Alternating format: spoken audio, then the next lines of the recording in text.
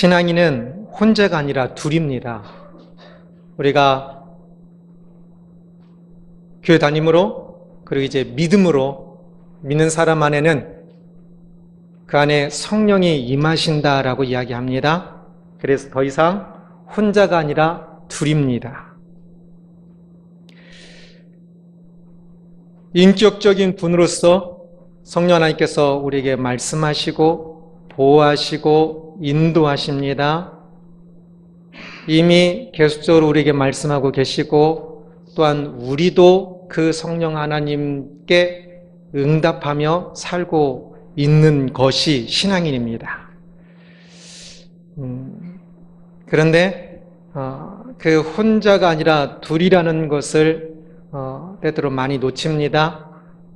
지금 신앙생활을 하고 있는데 우리가 혼자가 아니라 둘인 것을 조금 더 잘 인식하고 그렇게 동행하며 살고 있다면 신앙생활을 잘하고 있는 것이고, 예배당만 나가면 내 생각대로 내 감정대로 나 혼자 살고 있는 것처럼 살고 있다면 신앙생활을 잘 못하고 있는 것입니다. 내 안에 계신 성령 하나님을 알고 그 성령 하나님과 함께하고 그 성령 하나님께 순종하면서 살 때 우리의 이 땅의 삶이 참으로 영광으로 가득한 삶이 됩니다. 그렇게 되기를 축원합니다.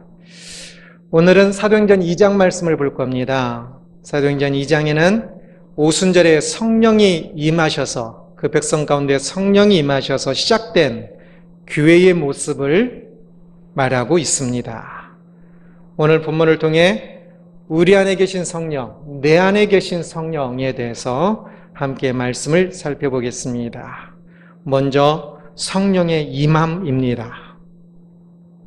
예수님께서 승천하시기 전에 마지막으로 예수님께서 부탁하신 것이 있지요. 그게 뭐냐면 제자들에게 예루살렘에 남아서 성령을 기다리라라고 하신 것입니다. 그래서 제자들은 함께 모여서 성령을 이제 약속하신 예수님께서 그 약속하신 성령을 기다리게 되는데요. 며칠이 지나지 않아서 예수님이 승천하시고 며칠이 지나지 않아서 오순절이라는 이스라엘의 절기가 시작되었는데 그 오순절이 이르렀는데 바로 그날 오순절 아침에 모여있던 제자들에게 예수님께서 약속하신 성령이 임하십니다. 그곳이 마가의 다락방인지 아니면 성전인지 아니면 다른 집인지 분명하지는 않아요. 하여튼 아마 마가의 다락방일 가능성이 제일 높아요. 모여있던 그 사람들에게 그들이 예배드리고 있었는지 기도했는지 뭐 했는지도 잘 몰라요. 그러나 여하튼 모여있던 그들에게 성령이 임하십니다. 이것을 오순절 사건이라 이야기합니다. 이날 성령이 임하실 때 기적과 함께 일어납니다. 먼저는 소리인데 하늘에서 강한 바람과 같은 소리가 들려왔고요.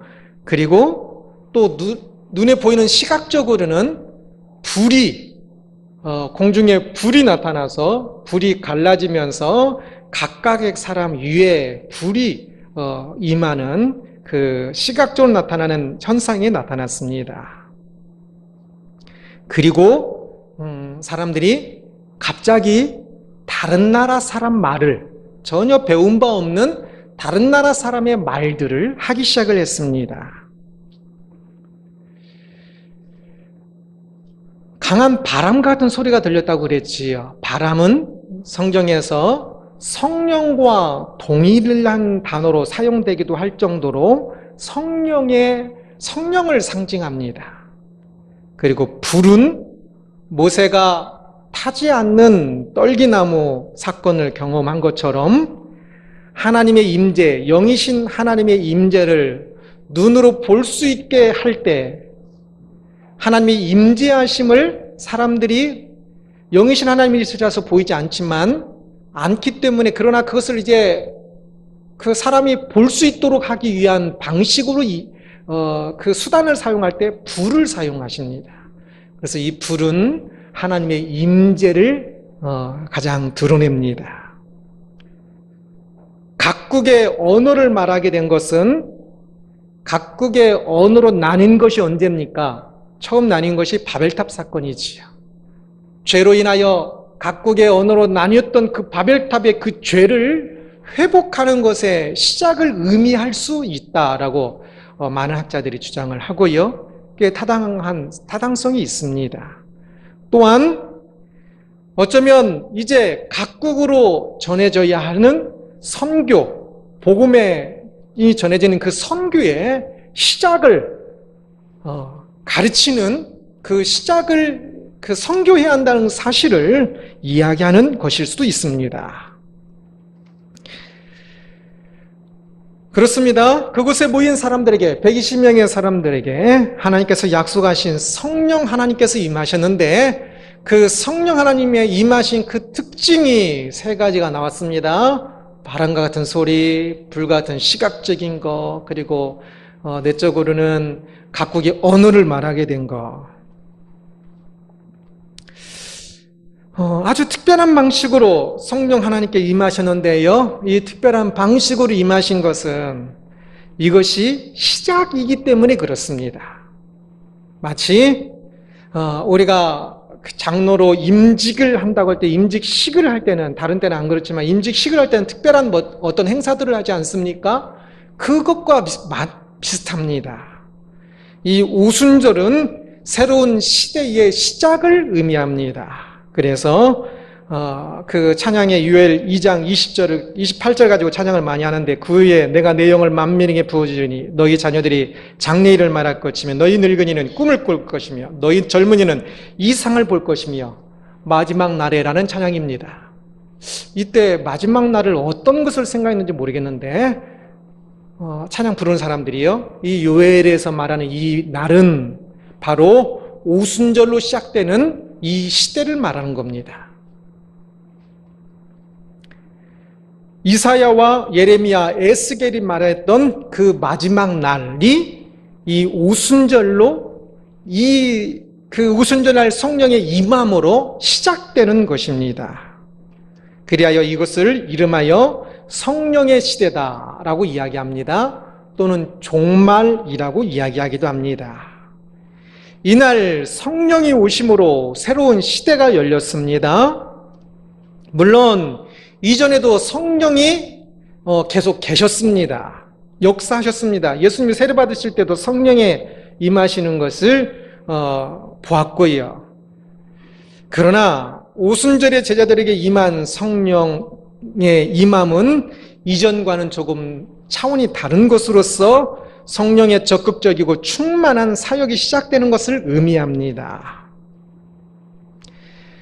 오순절에 임한 성령은 신학적으로 이것이 단회적인 것이냐, 연속적인 것이냐 가지고 굉장히 논란이 많은데, 그러나 논란할 필요가 없이 실제로는 시작이라는 면에 있어서는 단회적인 것이고, 그리고 오순절날 임한 성령이 이제 계속 임한다는 것에 있어서는 연속적인 것이라 할 수 있습니다.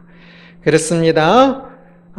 이제 시작은 한 번이니까 더 반복할 수 있는 게 아니지요. 그래서 단회적인 것이 맞아요. 그러나 또한 이제 이 오순절날 임한 성령의 그 충만함은 그 이후 시대에 계속 일어날 것입니다. 그 이후 시대는 모두 성령의 시대이고 또한 종말의 시대입니다. 곧 모든 신앙인은 성령의 충만한 사역, 충만함 가운데 살아야 하고 또한 종말을 살고 있는 것입니다. 이것이 매우 중요합니다. 새로운 역사는 오순절 아침에 시작되었습니다. 이 저녁이 아니라 아침입니다. 오순절은 유월절 후 50일째 되는 날이라고 해서 오순절이라 그러는데 신약 이후에 그런 이름이 보통 사용합니다. 구약에서는 칠칠절이라는 단어를 사용하고 또는 맥추절이라고 부릅니다. 첫 열매를 감사하는 절기였습니다. 절기는 보통 구약의 사건과 연결되는데 이 칠칠절은 유대인들은 이것을 모세가 그 하나님께 율법을 받은 그것을 기념하면서 이 7.7절 또한 지킵니다. 바로 그 오순절의 성령의 임함을 통해서 성령의 시대가 시작되었다는 것을, 그리고 교회가 시작되었다는 것을 알리는 것입니다. 새로운 첫 열매 또는 그 율법이 주어짐으로 신앙인들의 그 삶의 기준, 그 삶의 시작들을 이야기하지. 계속 시작이라 이야기하고 있습니다. 오순절은 이것으로 끝나는 것이 아니라 그 위에 모든 시대가 성령의 시대고 모든 시대가 종말의 시대입니다. 그리고 시작되었으면 갈수록 더욱더 강렬하게 자라가야만 하는 것입니다. 오순절이 임한 성령은 그 위에 모든 신앙인들에게 임합니다. 그래서 신앙인이라고 하면 모든 사람 안에 성령이 임한 것입니다. 이것을 명심하십시오. 오순절에 시작한 그 교회는 더욱더 확장되어져서 세계 곳곳에 세워지고 있고요. 오순절에 시작된 이 종말은 예수님이 오실 때까지 이어질 것입니다. 그래서 오순절 이후 시대를 종말이라 부른 것을 또한 기억하십시오. 종말이라고 하면 조금 비관적이고 또는 이상하게 생각하는 사람들이 있지만 종말은 매우 좋은 단어입니다. 종말이 뭡니까? 이 땅의 타락과 아픔의 죄의 시대의 마지막 시대란 뜻입니다. 죄와 타락의 시대가 그러면 마지막 시대란 뜻은 뭡니까? 이 시대가 끝나면 영원한 나라, 참 구원의 나라, 행복과 기쁨의 나라가 시작되는 것을 의미해요. 그래서 종말이란 참으로 이제 새로운 시대를 준비하는 마지막 시대로서 아주 좋은 의미입니다. 한 개인의 종말도 마찬가지입니다. 여기에 연세를 많이 드신 분들이 있는데 이 땅에 이제 마지막 그 시기들을 살아가는 그것은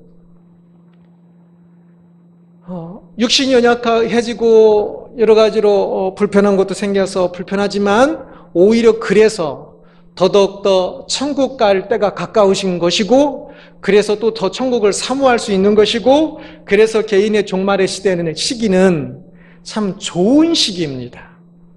나이를 많이 드셨다고 절대 좌절하고 또 그렇게 나약하고 그러지 마십시오. 더 힘을 내어서 종말은 힘을 내야 하는 시대입니다. 힘을 내서 살아야 합니다. 종말이라 하면 황혼과도 같은데 저는 황혼을 매우 좋아한다고 그랬지요.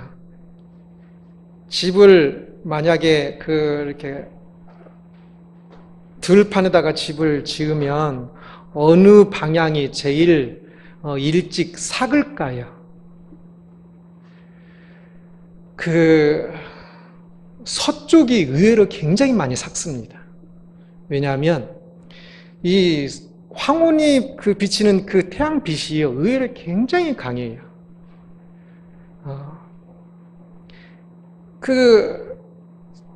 이 황혼의 빛은요, 빛도 강하고요.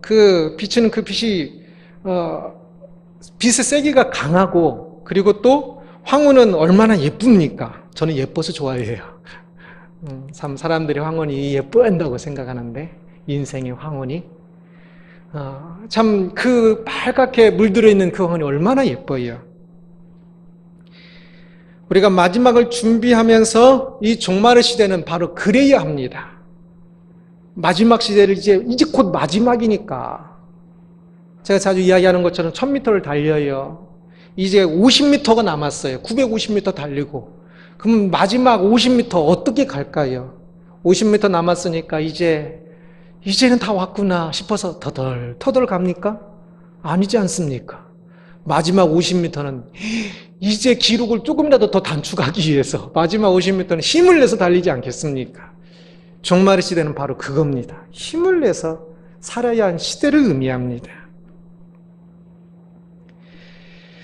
약 2000년 전에 오순절에 종말이 시작되었습니다. 마지막 시대가 시작된 것입니다. 이 종말이란 것은 이제 예수님이 오시기 전에는 예수님이 오신 다음에 또 일들을 하시고 그 과정들이 남아 있었어요. 그러나 예수님이 승천하신 이후, 오순절 이후에는 이제 과정이 없어요. 언제든지 예수님께서 재림하시면 끝이에요. 그래서 종말이라고 또 그럽니다. 언제든지 끝날 수 있기 때문에 시급함, 급박함, 그리고 준비됨이 있어야 돼요. 이 땅의 그 마지막, 이 땅의 끝남이 오늘 지금 당장일 수도 있고 내일일 수도 있어요. 그래서 종말 시대를 살아가는 사람은 항상 그 오늘이 마지막일 수 있다는 사실을 기억하고 그 하루를 진짜 최선을 다해서 힘을 다하여 아름답게 부끄럼 없이 사는 것이 바로 종말론적 삶이라고 이야기를 해요. 이 종말의 시대가 이미 2000년 전에 시작되었어요. 그러면 지금은 어떤 시대입니까? 종말 중에서도 마지막 부분에 속한 시대예요. 그러면 이 마지막 시대는 더더욱더 주님이 언제 오실지 모르는 시대잖아요. 2000년 전에도 이 제자들이 그 당시에 정말 예수님이 오심을 얼마나 기다리는지 몰라요. 곧 오시겠지, 곧 오시겠지, 오늘 오실지 몰라 하면서 살았어요. 그런데 2000년 이제 지나서 이제 우리들은 더욱더 가까워진 것인데 아직도 우리들이 이 땅에 살면서 곧 오시겠지 이 생각이 없이 살고 있으면 안 돼요.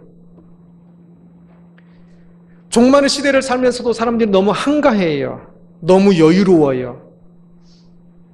종말이 끝 지점에 살고 있는 우리는 정신을 바짝 차리고 새 시대를 맞이할 준비를 해야 한다는 것, 영원한 나라를 맞이할 준비를 해야 한다는 것, 그 영원한 나라는 거저 주어지는 것이 아니라 이 땅에서의 어떤 믿음의 삶을 살았느냐에 따라서 바뀐다는 사실을 기억하여서 그 나라를 맞이할 준비를 이 땅에서 열심히 삶으로 준비해야 하는 것이지요. 우리는 종말의 시대를 살고 있습니다. 제자들이 힘내어 주님의 남은 사역을 살았듯이, 주님의 증인이 되어서 남은 사역을 살았듯이 우리도 힘을 내어 종말의 시대를 살아야 하는 것입니다. 젊은 사람이든 나이 드신 분이든, 특히 나이 드신 분이면 더 그래야 합니다. 그런데 우리는 많이 힘이 없지요. 제자들도 그랬어요. 그래서 예수님께서 기다리라 하셨고 성령을 약속하셨고 성령을 주셨어요. 이 성령을 힘입으면 우리는 이 종말의 시대에 더욱더 힘있게 살 수 있습니다. 그래서 우리는 이 성령을 알아야 합니다. 성령이 내 안에 계신 것을. 그래서 이어서 성령의 역사에 대해서 함께 말씀을 살펴보려고 합니다. 오순절에 성령이 임함으로 새 시대가 시작되었지요. 성령이 임하는 현상이 매우 특이했다고 했습니다. 소리와, 바람이라는 소리와 불과 또 갑자기 새로운 언어를 말하기 시작했다고 그랬지요. 그리고 또 이어서 이 사도들은 기사와 표적을 많이 행함으로 사람들이 놀라워하고 또 더 믿게 되었다라고 이야기합니다. 이것을 보면서 우리는 성령이 임하면 이렇게 특이한 기적과 같은 소리와 기적과 같은 시각적인 거, 또 기적과 같은 어떤 우리의 행동들이 나오는 것이구나 라고 조금은 잘못 이해할 수 있습니다. 그러나 이것에 대해서 우리가 좀 더 잘 알아야 하는 것은 그러한 것이 아니라는 것입니다. 그런데 그것을 잘못 이해해서 꼭 성령의 임함이 이러한 것이 동반해야 하는 것으로 착각을 합니다. 그런데 이러한 일들이 안 일어나니까 어떻게 하냐면 안 일어나니까 만들어냅니다. 성령 하나님께서 주신 것이 아닌데 만들어내는 건 이건 뭡니까? 이것은 거짓이죠. 그래서 사람들은 오늘날 많이 이 성령 운동이 거짓으로, 심하면 귀신 운동으로, 그리고 또 때로는 이 거짓과 술수로 나타납니다. 거의 저는 99.9%라고 이야기하는데, 성령 집회, 치유 집회, 그런 단어가 들어간 그 집회들은 모두가 거의 거짓이라고 생각하시면 됩니다.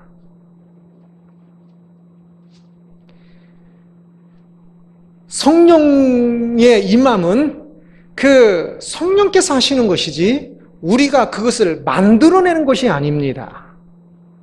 성령 집회를 해서 성령이 우리에게 임하게 만드는 것, 방언을 훈련을 해서 뭐 이상한 소리를 막 내면서 방언을 만들어내는 것, 이런 것들은 전부 성령이 하신 것이 아닌 것을 자기들이 만들어내고 성령이 했다고 거짓말하는 겁니다. 최면수를 사용하고 또는 악한 귀신이 작용을 해서 하는 것인데 성령이 했다고 착각하고 성령운동이라고 거짓 소문을 내는 것들입니다. 그것에 너무 많은 사람들이 현혹되는데 그것에 현혹되지 말아야 합니다. 구약시대나 신약 이 사도시대까지만 하여도 아직은 특별 계시가 끝나지 않은 열린 시대라고 이야기합니다. 그래서 하나님께서 말씀하셨어요. 특별 계시처럼 하나님께서 모든 사람에게 적용되어지는 말씀을 하셨는데, 선지자를 통해서 말씀하셨는데 진짜 선지자가 있고 거짓 선지자가 있잖아요. 그러면 누가 진짜고 누가 거짓인지 분별이 안 되잖아요. 그것을 분별하는 방법이 뭘까요? 이적과 표적입니다. 이적과 표적을 통해서 그 사람이 진짜 선지자인지를 구분하라고 성경에는 이야기를 해요. 그래서 구약 선지자도 또는 신약 시대의 이들도 이적과 표적이 필요했어요. 예수님도 이적과 표적을 행하셨어요. 그러나 오늘날은 특별 계시가 닫힌 시대입니다. 더 이상 성경이 더 기록되지 않아요.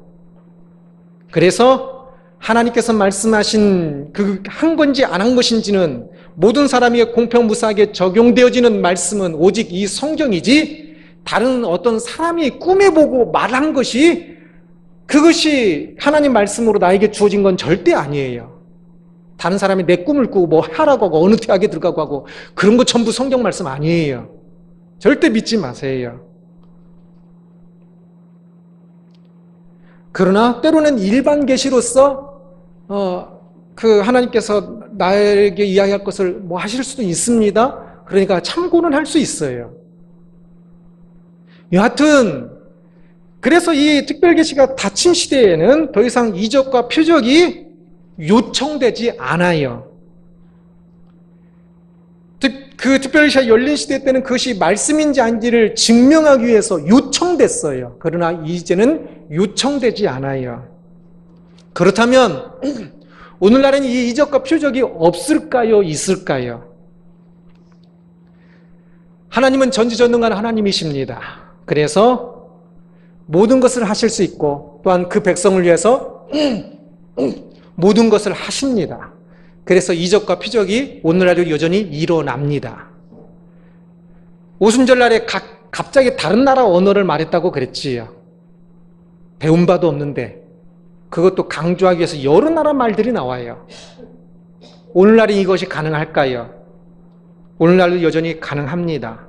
그런 것들이 보고되기도 해요. 선교지에서. 전혀 배운 바 없는 언어를 갑자기 말하게 되는 경우. 그러나 그것은 하나님께서 필요하셔서 하나님께서 주시는 것이지 내가 그것을 달라고 하는 것도 아니고요. 그리고 그것을 달라고 해서 하나님께 안 주셨다고 삐져도 안 되고요. 그것은 철저히 하나님이 하시는 일로서 열어둬야지 그것을 너무 반하는 것은 좋지 않습니다. 하나님의 그 백성들에게 참 오순절날 이 이적도 주셨는데 오늘날 그 성령이 우리 안에 계신 것을 처음 초신자들은 내 안에 성령이 계신 것을 더 우리가 확실히 믿기 위해서 알기 위해서 내 안에 계신 성령 하나님께서 석환아 너 이번에 로또 복권 몇 번 번호 뭐뭐뭐 서가지고 로또 하나 사라 라고 이야기하시면 얼마나 좋을까요? 그래서 그 성령 하나님께서 알려주기를 바라가지고 계속 기도하는 사람들이 있어요. 그러나 그것은 성령의 역사를 모르는 사람이에요. 그 시간에 차라리 밖에 나가서 노가대로 일해서 돈 버는 게 훨씬 더 빨리 돈 버는 방법이에요. 신학교 다니는 학생은, 목사는 히브리어와 헬라를 할 줄 알아야 돼요. 그런데 근 1%도 안 된다고 그래요. 히브리어 헬라를 제대로 할 수 있는 사람이. 해야 돼요. 안 하면 말씀을 몰라요. 그러면 신학교 다니면서 오순절날도 언어를 하나님께서 갑자기 주셨으니까 나는 성경을 제대로 공부하고 싶은 선한 마음을 가지고 있는 거니까 하나님 나에게 히브리어 헬라어를 오순절날 방언처럼 할 수 있게 해주십시오. 해주실 줄 믿습니다 하면서 히브리어 헬라를 단어도 외우지 않고 알파벳도 외우지 않고 그냥 기도만 해요. 뭐가 더 빠를까요? 기도만 하는 사람과 히브리 헬라 단어를 외우면서 공부하는 사람. 어떤 게 성령의 역사일까요? 공부하지 않고 기도만 하는 사람이 굉장히 영적으로 보이죠? 절대 영적이지 않고 미친 사람입니다. 공부하지 않고 기도로 히브리 헬라를 할 수 있게 하려고 하는 그것이 영적인 것이 아니라 그것은 잘못된 것입니다. 악한 것입니다. 게으른 자입니다. 그것과 똑같아요. 병에 걸린 것이든지 아니면 돈을 버는 것이든지 아니면 어떤 일이든지 마찬가지예요. 하나님의 기적을 바라고 로또의 기적을 바라고 병고침의 기적을 바라서 병원 가지 않고 일하지 않고 공부하지 않고 하는 것은 성령의 역사를 전혀 모르는 사람의 행동이에요. 성령의 인도하심은 그런 기적적인 방식으로만 임하는 것이 절대 아니라 오히려 기적적으로 임하는 것은 지극히 제한되어 있어요. 구약성경 전체에서도 마찬가지고 신약성경에서도 마찬가지고 특히 이제 특별계시가 닫힌 시대는 더욱더 그래요. 그런데 게을러서 성령의 역사를 알지 못하여서 믿음을 꾸며내고 성령의 역사를 만들어내는 그런 어리석은 일들을 이제는 멈춰야 하는 것이지요. 오늘날도 여전히 그런 각국의 언어를 갑자기 주시는 일들이 일어난다고도 했지요. 그렇게 때로는 기도하며 바랄 수 있지만 그리고 때로는 하나님께서 주시기도 하지만 그러나 그것을 너무 바라는 건 좋지 않아요. 병조차도 하나님께서 기도하면 무조건 고쳐주신다 했습니다. 누가 무조건 고쳐준대요? 어느 성경이 그래요? 무조건 고쳐준다고. 기도함으로 기도해야 해요. 공부도 더 잘하게 기도해야 하고 병도 낫게 기도해야 하고 모든 것을 기도해야 돼요. 그러나 그 속에서 기적적으로 하나님께서 해야 한다고 생각하지는 마세요. 하나님께서 기적적인 방식으로 혹시 임하시면 감사함으로 받는 것이지 받으세요. 그건 받는 겁니다. 그러나 하나님 행하시지 않는 것에 대해서는 강요하는 게 아닙니다. 그것도 또한 감사함으로 받는 것입니다. 성령은 말 그대로 거룩한 영입니다. 이상한 영이 아닙니다. 오늘날 많은 사람들이 성령을 이상한 영으로 착각을 해요. 그래서 성령이 임하시고 성령이 역사하는 것에 대해서 일단은 기적이 일어나야 한다고 생각하고 또는 이상한 현상이 일어나야 한다고 생각을 해요. 성령 운동한다는 사람들을 보면 다 얼굴부터가 이상해요. 이상한 현상들만 바래요. 인격도 이상해요. 성령은 말 그대로 거룩한 영입니다. 성령은 그분이 거룩하시고 또한 그 성령이 그 안에 사는 사람, 성령과 함께하는 사람의 삶도 거룩해집니다. 성령이 임할 때 수단은 그리 중요하지 않습니다. 강한 바람으로 임했든지 눈에 보이는 불 같은 것으로 임했든지 눈에 보이지 않는 것으로 임했든지 약한 바람으로 미세한 바람으로 임했든지 아니면 바람의 인지도 몰랐든지 그 방식은 전혀 중요하지 않아요. 내용이 중요해요.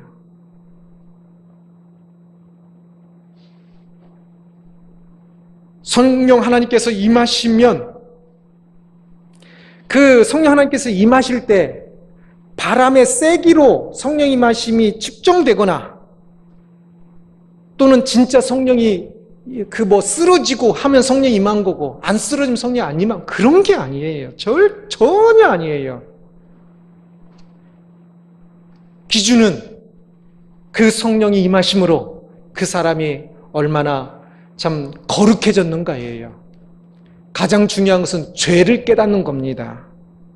그래서 성령에 충만하여 베드로가 사람들에게 이제 설교를 하였을 때 3,000명이 한꺼번에 믿는 사람으로 결심이 돼요. 이 3,000명도 성령이 임한 겁니다. 오순절날 120명만이 아니라 이 3,000명도 성령이 임한, 이제는 성령의 시대라니까요. 3,000명에게 성령이 임할 때 그들의 그 나타난 반응이 뭡니까? 그들이 죄를 인식하고 죄의 마음의 찔림을 받은 겁니다. 이것이 가장 큰 특징이에요. 성령이 임하면 성령은 죄와 하나가 되실 수가 없어요. 거룩은 죄와의 구분됨이고 거룩은 죄와의 구분됨이에요. 그래서 성령이 임하면 가장 큰 특징이 자신의 죄의 찔림을 알게 돼요. 그리고 죄를 회개하게 돼요. 자신이 죽을 수밖에 없던 죄인인 것을 알게 되고 그 죄를 이제는 짓지 않기 위하여 기도하기 시작하고 참 않기를 원하는 마음이 시작되어져요. 그러면 그 사람은 성령이 임한 거예요. 막 쓰러지고 막 황홀경 속에 살았어도 거품을 막 넘어졌어도 그 사람의 죄에 대해서 두려워하지 않으면 그 사람은 성령이 임한 게 아니에요. 귀신이 임한 거지.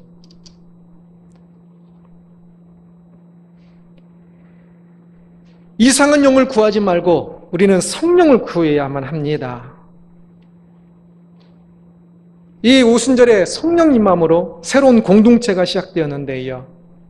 성령이 임함으로 그들에게 두 가지 현상이 또한 나타나요. 먼저는 성령 임함으로 그들은 가장 큰 문제가 해결돼요. 우리가 교회 다니는 사람들은 문제가 해결돼야 하지 않겠습니까? 문제 해결되는 것을 바라지 않습니까? 그런데 진짜 우리가 바라야 할 가장 큰 문제 해결이 뭘까요? 우리의 문제가 뭐예요? 이곳에 올 때 어떤 문제를 가지고 오셨어요? 우리가 해결해야 할 가장 큰 문제는 죄의 문제입니다. 죄 때문에 영원한 지옥에 들어갈 수밖에 없는 그 문제입니다. 성령이 오시기 전에는 사람들이 그것이 그들이 해결할 문제든지도 잘 인식을 못했어요. 그러나 그들은 이제 교회에 오고 그들의 말씀을 듣고 성령이 그들에게 임하면서 그들에게 가장 큰 문제가 죄의 문제였다는 것을 알게 되고, 그래서 그들은 가장 큰 문제가 이 문제인 죄의 문제가 해결되어 기쁨으로 이제 살게 됩니다. 문제만 해결되는 것이 아니라 또 무엇인가를 또 소유도 해야겠지요. 우리가 소유하길 원하는 가장 큰 것이 무엇입니까? 그전에는 알지도 못했던, 우리가 소유하고자도 하지 않았던 성령, 이것이 교회가 소유해야 했던 가장 큰 것이었고 그들이 소유한 가장 큰 것이어서 그들은 성령을 소유하게 되므로 가장 큰 것을 소유하게 되어서 이젠 작은 것들을 내려놓게 됩니다. 그래서 일시적이긴 하지만 그들은 그 물건들을 공유하게 됩니다. 마치 예수님의 제자들이 예수님을 따라다닐 때 물질을 공유했던 것처럼 그렇게 공유하게 돼요. 그러나 이제 그 공유가 꼭 그렇게 해야만 한다는 것은 아닙니다. 그 이유 시대는 또 바뀌는데, 여하튼 그 내려놓음을 참 표현하는 거예요. 그게 가장 큰 소유를 함으로 작은 소유들에 대해서 그것을 이제 더 이상 중요하게 여기지 않는 것이지. 그들은 이제 날마다 사도의 가르침을 받기 위하여 모였고요. 또한 떡을 떼며, 이 떡을 뗀다는 것은 단순히 그 빵을 떼는 것을 의미하는 것이 아니라 예수님께서 빵을 떼신 것을 이야기하는 거예요. 그래서 성만찬을 이야기해요. 그래서 참 예수님의 죽으심을 기억하고 예수님께서 주신 그 새로움을 기억하면서 그들은 모이기 시작을 해요. 그래서 첫 교회가 시작되었지요. 오늘날 교회를 다니는 우리들에게 바로 이러한 성령이 계십니다. 이 오순절을 시작된 건 시작되었다고 했지요. 교회가 시작되었지요. 모든 교회는, 그 이후에 우리 모두는 그 성령이 우리 안에, 믿는 순간에 우리 안에 계신 것입니다. 성령을 이상한 영으로 치부하는 그러한 경향 때문에 정상적인 사람들이 성령의 인도하심에 대해서 잘 모르고 민감하지를 못해요. 이상한 사람들, 이상한 소리를 내고 이상한 표정을 짓고 이상한 것을 해야 성령이 임한 것처럼 보이니까, 나는 이상하지 않으니까 이게 성령이 임한 것이라는 것을 잘 몰라요. 그러나 그 이상한 것이 성령이 아니라고 이야기했습니다. 우리에게는 모두에게 성령이 임했습니다. 이것을 알아야 합니다. 우리 안에 성령이 이미 계셔서 교회 다니고 있는 우리들에게, 지금 여기 있는 많은 사람들에게, 대부분의 사람들에게 우리가 믿음을 가졌다면 그 사람에게 이미 성령이 계신 겁니다. 우리 안에 계신 성령을 더 이상 감옥에 가두어 두지 말고 내 안에 계신 성령과 이제는 교통해야 합니다. 이것이 매우 중요합니다. 성령 하나님을 향하여 마음을 여십시오. 내 안에 계신 성령을 향하여서 함께 교통하십시오. 성령 하나님이 우리 안에서 역사하시는 것을 경험하십시오. 그 역사하시는 경험은 모든 것입니다. 때로는 기적적인 것, 여기는 우리들도 아마 인생에 여러 번, 몇 번은 경험하셨을 거예요. 그런 기적적인 것도 성령의 인도하심이고요. 또한 일상의 모든 것도 성령의 인도하심 속에 있어요. 그것을 깨달으면서 알아가야 하는 것입니다. 성령이 내 안에서 어떤 일을 하고 계십니까? 그것을 아는 것이 매우 중요해요. 지금 성령이 내 안에서 나를 어떻게 인도하고 계시는가? 내 안에 계신 성령이라는 제목으로 말씀을 함께 살펴보았습니다. 약 2000년 전에 오순절에 함께 모였던 제자들에게 성령이 임하였습니다. 그때 새 시대가 시작되었다고 했죠. 종말의 시대입니다. 성령의 시대입니다. 이 시대가 마치면 이제 영원한 나라가 시작됩니다. 그러기에 우리는 이 시대를 살고 있는 우리들은 더욱더 열심히 새로운 시대를 준비하면서 종말의 시대를 살아야 한다 했습니다. 사도시대 때 시작된, 이 오순절에 시작된 이 새로운 시대는 이제 이어지고 있고 오늘날은 그 마지막의 부분을 살고 있는 것입니다. 그러기에 우리는 더욱더 열심히 성령 인도함 속에 살아야만 합니다. 이상한 영을 성령으로 생각하지 말고 우리를 거룩한 길로 인도하고 계시는 성령을 알아야 하는 것입니다. 하나만 더 이야기하고 마치려고 합니다. 내가 혼자가 아니라 둘이라는 것을 느끼고 있는지요? 정직하게 생각해 보십시오. 내가 혼자가 아니라 둘이라고 느끼고 있습니까? 잘 느끼지 못하지요. 그게 이상하게 생각할지도 모르겠는데 어떤 면에서 그게 정상이에요. 그리고 잘 느끼지 못하는 이유 중에 하나는 사람들의 머릿속에 있는 그 영에 대한 생각이, 개념이 보통 귀신에 대한 개념이기 때문에 그래요. 내 안에 성령이 계신 것이다라고 생각을 하면 그 표시가 귀신 들린 것 같은 그 현상이 있어야 한다고 사람들이 잘못 생각하고 있기 때문에 그러는 거지요. 귀신은 이중인격처럼 보일 정도로 목소리도 다르게 내기도 하고, 귀신 들린 사람 보세요. 이렇게 말을 하다가 갑자기 뭐 하면서 애기 소리도 내기도 하고 또 다른 소리를 내기도 하죠. 그러면 그것을 보면 귀신 들렸네. 분명 알잖아요. 악한 영은, 귀신은 지금 죽은 사람의 영을 귀신이라고 하는 게 아니에요. 귀신은 악한 영, 타락한 천사를 귀신이라고 말하는 겁니다. 그 악한 영은 한 사람의 인격을 존중하지 않아요. 자기 멋대로 하기 때문에 귀신이 들어와 있는 사람은 그 사람과 귀신이 하고 있는 것이 확연히 구분이 돼요. 그래서 귀신 들린 사람은 바로 구분이 되는 거죠. 귀신 들렸구나라고. 그러나 이제 성령이 우리 안에 있는 사람은 어떻게 말로 하면 우리도 이제 영이 우리 안에 있는 거예요. 그런데 그것이 악한 영이 아니라 거룩한 영이 우리 안에 있는 거지요.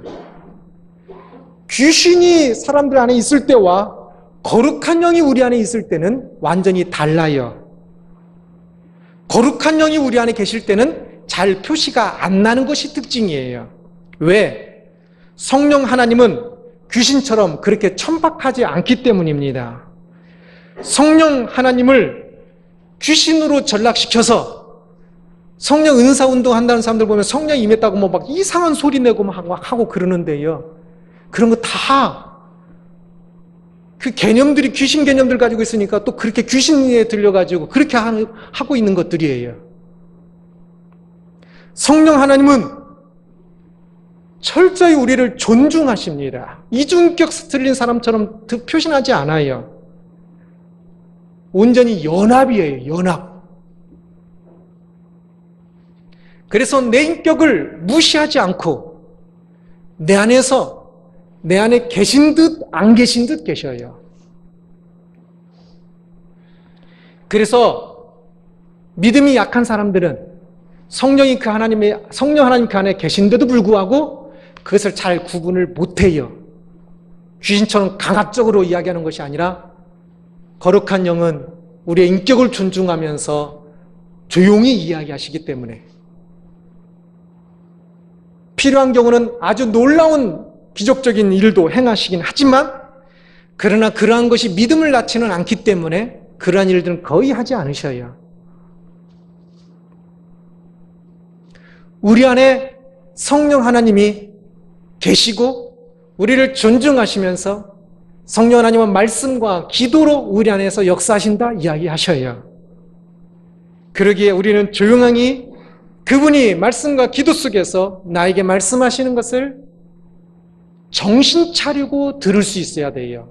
귀신은 정신줄을 놓는 것이고 성령은 우리가 정신을 차리게 하셔요. 건전한 우리의 영이 살아나게 하셔요.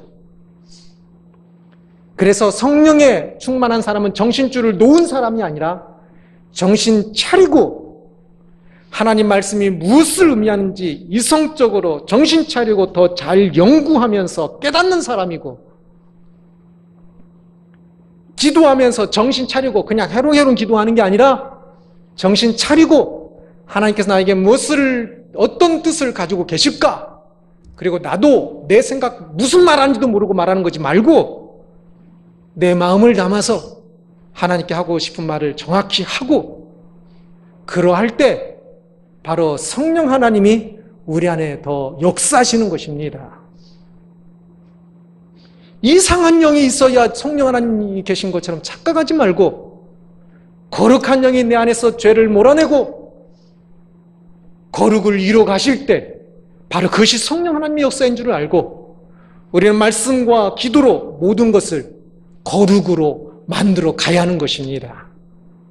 정신 차리고 내 안에 계신 성령 하나님을 향하여 마음을 여십시오.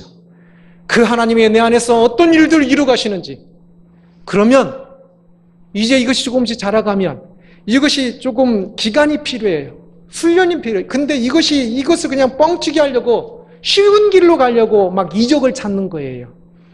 그러나 이것이 조금씩 자라가서 조금 더 성령의 역사하심을 깨닫게 되면 이적이 아니어도 우리 모든 일 속에 감격과 감동으로 진짜 한순간도 진짜 그 순간순간들이 너무나 감격스러워서 성령 하나님이 내 안에서 깨닫게 하시고 이루어 가시는 나를 거룩하게 하시는 그 성령 하나님을 우리는 한순간도 놓치지 않고 싶은 그런 사람이 될 것입니다. 참으로 바라기는 내 안에 성령 하나님이 계십니다. 그 성령 하나님 감옥에 가둬주지 말고 그 하나님과 조금 더 대화하고 그 하나님의 말씀을 들으면서 그 성령 하나님과 함께 성령 하나님께서 이루어 가시는 이 거룩 그리고 놀라운 이 참 저 천국을 준비하는 이 종말 시대에 힘있게 살아가는 우리들이 되기를 주님의 이름으로 축원합니다.